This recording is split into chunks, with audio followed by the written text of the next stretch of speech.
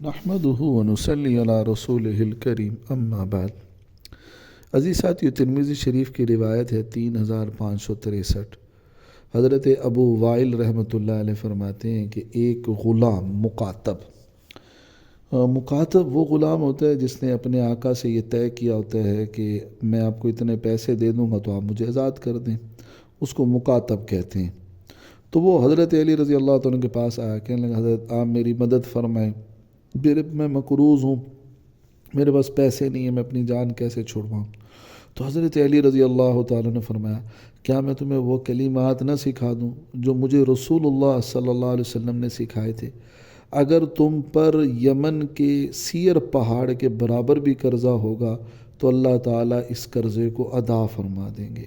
وہ دعا یہ ہے، فرمایا اللہم اکفینی بحلالک عن حرامک واغنینی بفضلک عمن سواک، کہ اللہ مجھے اپنا حلال رزق دے، حرام سے بچا لے، اور مجھے اپنے فضل و کرم سے اپنے غیر سے بے نیاز کر دے۔ یہ اس کا مطلب ہے۔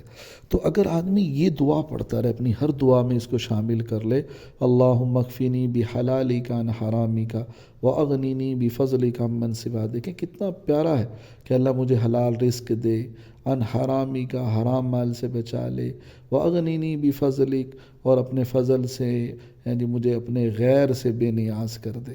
تو دیکھیں کتنی پیاری دعا ہے، اور جس سے قرضہ بھی اتر جائے گا۔ اللہ ہم سب کو عمل کرنے کی سعادت نصیب فرما دے۔ السلام علیکم ورحمۃ اللہ وبرکاتہ۔